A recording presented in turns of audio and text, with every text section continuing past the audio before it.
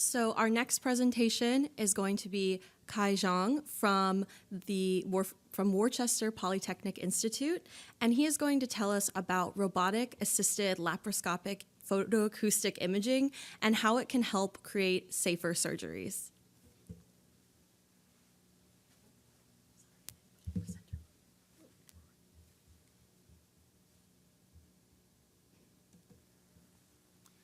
Awesome. Hi, everyone. It is my pleasure to have the opportunity to introduce our research to you. Today, I'm going to be talking about how to create a safer surgical procedures through the power of imaging. Before jumping into our technology, I wanted to motivate first that why we need to create such technology. So the treatment for prostate cancer, the management of prostate cancer is defined in several stages. Prostate cancer is one of the main causes of the cancer deaths for men in the United States or in the world. But when prostate cancer is in early stage, actually it's considered as a pretty mild diseases. It doesn't have a severe death rate. But once the prostate cancer get metastasized, getting aggressive, then the survival rate will drop significantly. This is where decision made by the physician going to severance all the way to radical prostatectomy, the necessity to remove the entire organ. And you can imagine that prostate is not that small organ. In other words, to remove this entire organ will induce certain risks such as bleeding, and there's also critical structures such as nerves surrounding the prostate. So damaging the nerve can cause paralysis. And effort has been made to make this procedure safer, and one of the effort is to use a robotic system so that we don't need to open up the entire abdominal space, but using tiny hole to suppressing the amount of blood lost. However, still the challenge is those nerve or major vessel are hitting beneath the surface. In other words, with our naked eye or from endoscope from the camera of those surgical robotic system, still they cannot see those nerves. So we wanted to come up with an imaging solution that before surgeon cuts through those organs to see the nerves so that they can prevent those damages. So the idea of our research is, there's a lot of research, how to make the treatment better, how to remove the cancer more, right? What we want to focus in this research is how to identify where is the area that we should not treat, where we should not touch, so that we can make the procedure safer and make the QRL of the patient higher after the surgery. Briefly introducing our technology. So ultrasound is actually already used in those robotic procedure to guide, to see the underneath anatomy. But ultrasound can see some vessel, but does not have ability to see the nerve. So our technology focus more on adding additional functionality using photoacoustic imaging. So for some of you who have not heard photoacoustic imaging, it is based on so-called photoacoustic effect. So what it is about is, for example, for ultrasound imaging, we know that we are sending ultrasound wave and they're receiving ultrasound wave to build an image. In case of photoacoustic imaging, instead of sending the acoustic wave, we're sending the light. Just like you imagine you see a thunder, right? So you can see the lightning first, then you hear the sound later. So which is a similar effect that converting light energy to the sound acoustic pressure wave to receive. So we are utilizing a similar effect. This is called photoacoustic effect, where we're sending different wavelengths of the light, and that light energy will be absorbed by different material differently, so that when we shining the light, different wavelengths to different tissue, we can get different acoustic response. And by utilizing that effect, we actually can building, this is an example for vascular network, as well as a contrast agent, in this case, targeting tumor. We can see so many different things with this technology. To see the nerve, we also want to identify the target. So nerve is made by a lipid. So we find that nerve, the lipid, has a characteristic spectroscopic peak that we can use this wavelengths of the light to highlight the nerve specifically. We try this with right side. We can see that in the picture. There is a vessel running across, and also the white part is a nerve running right next to that. And we show that with a photoacoustic imaging. The top one is showing the blood signal, where you can see the blood is actually spread around well across the side because it contains blood. And while there's some peak, stronger signal coming from major vessel running that we can pick it up with photoacoustic imaging. But the bottom one you can see is what we want to more highlight further, which is the green dots you can see at the surface. Those green dots are well capturing the nerve, showing that those imaging can be acquired, even these are not visible from the surface. Let me show you one of our demonstration, because we ultimately want to integrate this technology into a surgical robotic system. So this is a Da Vinci surgical robot, and we basically modify the system and adding this laparoscopic imaging probe. And this is adapted from ultrasound laparoscopic imaging probe, which already used in a clinical workflow.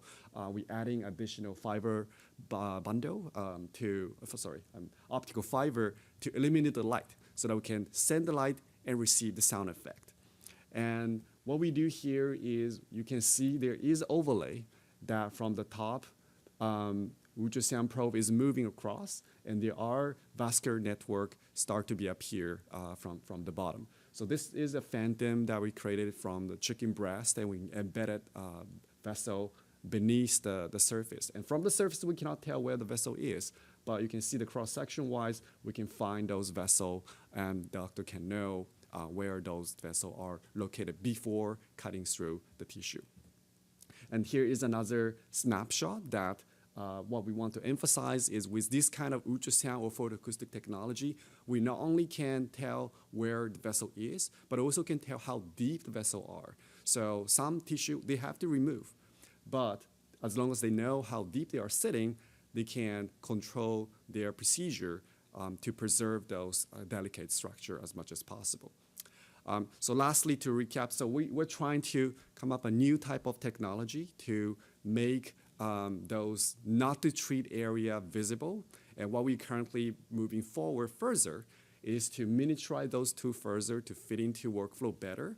And also you can see that, okay, we get the snapshot, we get the map. What happened next is now once doctor start to cut the tissue, the organ can move, tissue can move, right? So we also come up a new type of machine learning or computer vision algorithm to track those tissue motion so that you can display this kind of map just like we are driving a car with those guidance navigation. Those maps will be up here, even organ move, tissue move, deform, so that we can use this information to make procedure safer. I would like to appreciate students that who are working for this project in our group, and I'm looking forward to continue pushing this research. Thank you for your attention. Thank you so much. So we will now move on to questions. Yes, thank you for the presentation.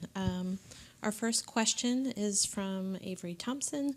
What led you to test this technique using radical prostatectomies? And sorry, I wasn't sure how to say that. And what other surgical procedures might benefit from this technique? That's an excellent question. So the reason why we're focusing on radical prostatectomy is because that is one of the, I would say, one of the first type of robotic surgical procedure is being performed nowadays, and it is very common procedure and require this type of particular visualization because nerve and vascular bundle is surrounding the prostate, so we really need to come up with this technology.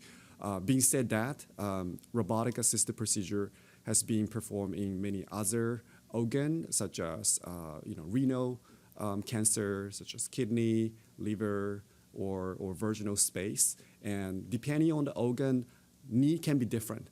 For example, for liver, they are more need to identify like a measure vessel rather than the nerve that this proposal is focusing project is focusing on. Then we do believe our solution can help those as well, though maybe we need to optimize a little bit more of the imaging target. For example, for liver, we probably want to see the vessel better. For other organ, we probably see, let's say, want to enhance the complete tumor removal. That we may use a contrast agent to see cancer better. So the answer is yes, and we but at the same time, we will need to optimize our solution for treatment-specific one. Thank you so much. We have a couple more questions in the live stream. The next one is from Frank. Frank asks, how mature is the technology at this point? Are you still mainly in the laboratory or the feasibility stage? Have there been clinical trials with patients? That's an excellent question. We are very eager to push this research forward, and we recently had this project sponsored by a company, and they are very aggressively promoting next generation of surgical robot. And since ultrasound is already well accepted in procedure, so we do believe the translation potential is very high. So this demonstration currently is still in ex vivo, but the next stage we need to move on to probably animal study to show more close to the environments, as close to the human, then hopefully go to commercialization or testing on human stage. Thank you for that. And our last question, I think, from the live stream is, we released a press release about this, which you helped us with. Thank you. And in that it said 1 to 2% of robot-assisted laparoscopic surgery cases sever hidden blood vessels. How much do you expect that to improve for cases with photoacoustic imaging? Right. I would say, I, of course, ideally wanted to eliminate any, future causes. And there are several other approaches not using imaging to tackle the same problem. Though my impression by consulting with a physician is, let's say, some approaches using electrode to, for example, detecting the electrical signal through the nerve. Those are relatively invasive and also time-consuming. So, hopefully this is the procedure will be minimally, I would say, alteration to the workflow, and we want to approach. And of course, ideally, to prove that, we need to show it. But so far, with benchtop testing, we are getting very promising results. Wonderful. Thank you so much. Thank you.